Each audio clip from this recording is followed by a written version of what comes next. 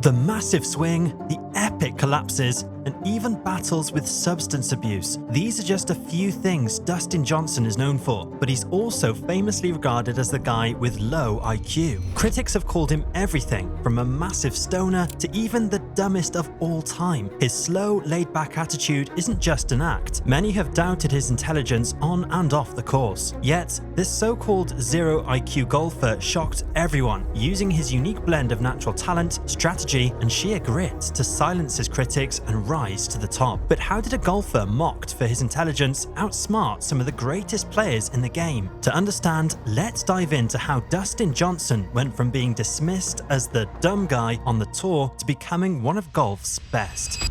Dustin Johnson was born in Columbia, South Carolina on June the 22nd, 1984, and was born into a sports family. His father, Scott Johnson, was a golf professional, and from the start, Dustin was surrounded by the world of golf. By the time he could walk, he was swinging a club, and the sport quickly became the focal point of his life. It wasn't just a hobby, it was his world. Other professionals like Justin Thomas, who have fathers in the industry, will tell you that their start to the game was quite similar. As with a dad in the industry, it becomes easier to excel at a fast pace. Golf came naturally to Dustin, school did not. Unlike many of his peers, Dustin wasn't particularly interested in academics. In fact, he wasn't interested in school at all. Sports fully consumed his attention, and it wasn't long before his teachers and classmates noticed that Dustin wasn't the typical student. His lack of academic drive became an early sign of his personality, contributing to the thought that he simply wasn't book smart. In fact, the idea of Dustin Johnson having a low IQ would follow him throughout his school years. As Dustin said, "I've never really thought about what I do. I just do it. I'm pretty good at doing that." This approach worked for him in sports, but there are probably some better strategies in the classroom. Dustin's family's golf background made it seem like he had the perfect setup to thrive in the sport, but his lack of interest in school would come at a cost. As he got older, it became clear that not everyone saw him as the next big thing. Rather than being the kid who was good at everything, Dustin was seen as someone who couldn't quite be bothered with his studies. He even admits to taking some classes in middle school just because the teacher was cute. So yes, he was a talented athlete, but could he make it if he was looked at as being the dumb kid? His own father said he could not get Dustin out of bed Monday through Friday to go to school, but on Saturday morning at 6:30 a.m., he would be ready to go to play. This was because Dustin fully believed that he was going to make it as a professional, and school just didn't really matter. In fact, he even told teachers that they would be seeing him at the Masters. But let's not forget the fact that becoming a professional golfer is rare, and it's certainly not something you can fall back on with no academic achievements behind it. Dustin made it through grade school and middle school, but when he entered high school, things got even harder for him. He wasn't the student who breezed through assignments, crammed the night before an exam, or sat in the front row asking questions. In fact, school often felt like a chore for him. He struggled to stay engaged with the typical classroom routine. His attention was scattered. He wasn't even showing up for school, and where his peers were focused on homework or projects, Dustin's mind was elsewhere. The reality? His thoughts were consumed with golf. However, this lack of interest in school also got him into some trouble. He got involved with the wrong group of kids, was in the wrong place at the wrong time, and ended up in some legal trouble. He was one of 5 boys recruited by the older brother of a friend to burglarize a home. Johnson didn't enter the home, but he was in a waiting car when a .38 caliber gun was stolen by the group. The following day, his friend's older brother strong-armed Dustin into buying bullets at a Walmart. His friend later used those bullets to someone. Johnson pleaded guilty to second-degree burglary, testified against Gillian, and was forced to pay restitution for the theft. Dustin ended up missing 2 seasons of high school golf because of his legal troubles, all while his parents were going through a messy divorce. Teachers saw him as distracted, a problem child, and classmates tagged him as someone who wasn't really trying or who lacked the academic drive. But it wasn't that Dustin didn't want to learn, he just didn't see the point of schoolwork that didn't align with his passion. For him, memorizing facts about history or calculating math problems didn't matter for the future he had planned. He didn't see the purpose. His mind wasn't made for the traditional school system, it was made for golf. Dustin spent every spare moment on the course, practicing his game, studying swing mechanics, and developing a deep understanding of the sport. This was easy with his parents operating the local golf course at the time. Golf was his escape. his passion, and his obsession. He wasn't just hitting balls for fun, he was working on every aspect of his game, trying to become a professional golfer. During these years, Dustin began to distinguish himself from other junior golfers by shooting scores in the lower 60s, and his most important attribute at this time was how far he could hit the golf ball. By the time he was in high school, he had begun competing in junior tournaments and gaining recognition in the golf community. He wasn't a household name by any means, but his talents started to shine. By the time he was 17, Dustin had started to earn a name for himself as one of the top junior golfers in the country. He even played in events like the Junior PGA Championship and had top finishes, which helped establish his place in the competitive golf scene. His natural fluid swing set him apart from many of his peers, and as his skills on the course developed, so did his reputation within the golfing community. But all of this happened whilst his academic struggles were still very much in the background. To many on the outside, Dustin was the dumb jock, the kid who couldn't focus in class but could smash a golf ball a mile. Yeah, I chipped in from about 30 yards yesterday, and then today I holed out from about 85 yards, I think. Easy.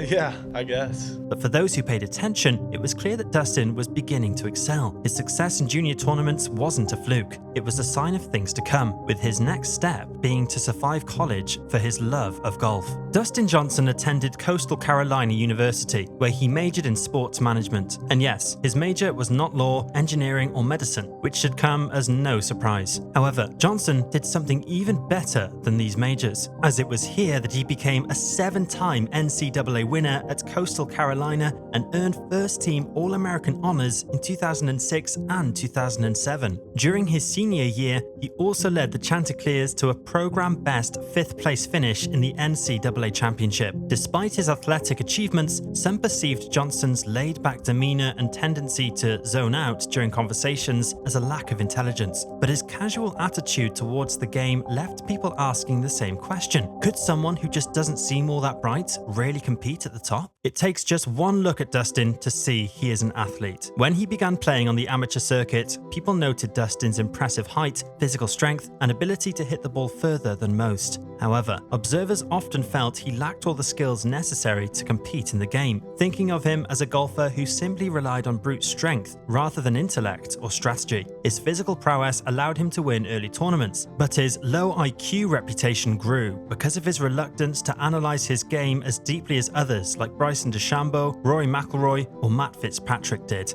I think I've just always been a fast player. I look at it as there's only two things that can happen. You can hit a good shot or a bad shot, so why waste time doing it? Instead of focusing on game strategy, he kept his approach simple, often answering interview questions with basic or vague statements. So are you aware how wild it sounds to the ordinary golfer when you say 300 yards is no problem to cover? No, because I'm used to it, so. And Johnson often gave off the impression of being uninterested or disengaged in conversations, which made people naturally think that he just wasn't smart or that he had no depth because of this. Without saying all of them, is there a course that you consider to be a place where you hardly ever fail? I like them all. God, I knew it. We say that DJ is sly like a fox, said Butch Harmon, his former coach. If you listen to his interviews, he doesn't give you much, a lot of yes or no answers. That's done on purpose so that he doesn't have to do a lot of interviews. He's smart that way. News outlets saw him as the laid-back guy who really doesn't even care about his game. In fact, some fans even thought he was a stoner because of this chill approach, but these people would then quickly get corrected by others saying, nope, he is just really dumb. However, little did they know this dumb golfer was about to start proving them all wrong. Because Dustin Johnson's reputation may be more about the way he communicates than how smart he really is. Early in his career, his tendency to keep things relaxed, both on and off the course, led many to assume that he lacked the drive or ambition needed to make it as a pro, as he became known as the golfer who didn't even care. However, this laid-back style also allowed him to stay calm under pressure and focus on his own game. Dustin Johnson's early years in golf weren't just about finding his game, they were about fighting a label that probably wasn't fair. His relaxed attitude and quiet nature was so relaxed, he sometimes even forgot the tournaments he played in. Okay, and I won there. Awesome. All run together. Second row right here. I mean, that was a long time ago, and then, yeah, like you said, Akron, it was before the Olympics, and so the schedule was all weird. That's probably why I don't remember. But the truth was, Dustin was much smarter and more focused than most people gave him credit for. Dustin Johnson's journey to becoming one of golf's best really kicked off when he turned professional in 2007. From the start, he showed that so-called low IQ certainly didn't mean he couldn't make money on the PGA Tour. By 2008, just a year after going pro, Dustin won his first PGA Tour event at the Turning Stone Resort Championship. Then he won again in 2009 at the AT&T Pebble Beach National Pro-Am. Dustin didn't overthink his strategy or get lost in complicated ideas. He kept it straightforward, focusing on his power, his swing, and his own game. He played with a single-minded approach, keeping things simple, and it paid off. However, he would still make some decisions that critics would call brain dead, often getting in the position to win a major and then ruining it for himself. In 2013, Dustin decided to hire his brother Austin as his caddy, a decision many questioned. When Austin came on the bag, other PGA Tour players referred to the pair as dumb and dumber, and even Dustin admits himself to issues that he and his brother ran into on the course, with neither one being all that smart. Math for yardages wasn't always correct. One time, Austin lost the yardage book, and another time, they both didn't have a full understanding of the rules of golf. When Dustin was asked how his brother would do with the new change to the rules and any adjustments the two would have to make, he simply said, Probably not very well.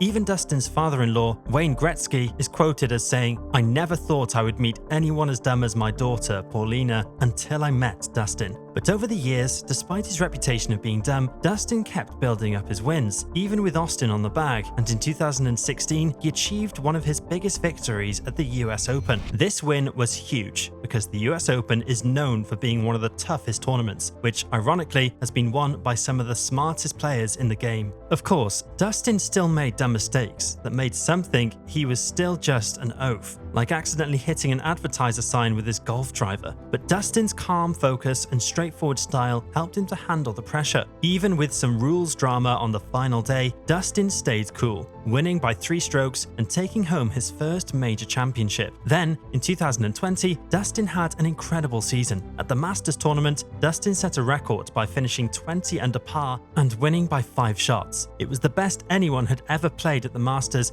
and certainly the best by a golfer who was said to be aloof and unintelligent. Claude Harmon, a respected coach of Dustin, said to the media, "He's not dumb. He's about as far from dumb as you can get. The way that everyone out here is trying to think mentally, he does it without trying. It just doesn't bother him." People were amazed by how calm and focused he stayed during that event. Dustin also dominated the FedEx Cup playoffs that year and won the Northern Trust tournament by 11 strokes, ending with a massive 30 under par. By the time he won the Tour Championship, he had also won the FedEx Cup title. This was a big achievement, showing that he was the best golfer throughout the season. Dustin's career proves that the simplest thoughts can sometimes lead to the biggest success. He stayed focused, didn't let the pressure get to him, and showed why he's one of the best players in golf. But just when everyone thought Dustin Johnson's story was written, he made one of the boldest moves in golf. Because Dustin's story doesn't end with his success on the PGA Tour. No, he decided to join the new LIV Golf Tour. It was a surprising decision for many, but it fit right in with Dustin's approach. Focus on the game, block out the noise, and play on his own terms. You know, this is something that I thought was best for me and my family, and you know, I'm very excited about playing, and obviously, you know, this is the first week, and you know, it's just, yeah, it's something exciting, it's something new, and yeah, I think it's great for the game of golf, and so, you know, that's why I'm here. But let's face it doesn't take a high IQ to accept a multi-million-dollar offer to join the LIV Tour. Joining LIV Golf was a new chapter, a chance for Dustin to compete with the same zero IQ mindset we've seen throughout his career. It's a much more laid-back golf tour, and you'll catch him wearing shorts when he heads out to play. In the end, Dustin Johnson's career is proof that sometimes the simplest approach can bring the biggest wins. He has shown us the power of single-minded focus, from his first PGA Tour victories to his move to LIV Golf, and yes, even though he may go down in history as the golfer who had a low IQ, his net worth and tournament win total is far from zero. However, did you know that there was also a golfer who was the complete opposite of Dustin? A golfer so smart that he outplayed all of his opponents with science. To find out more about that, click the video on the screen right now.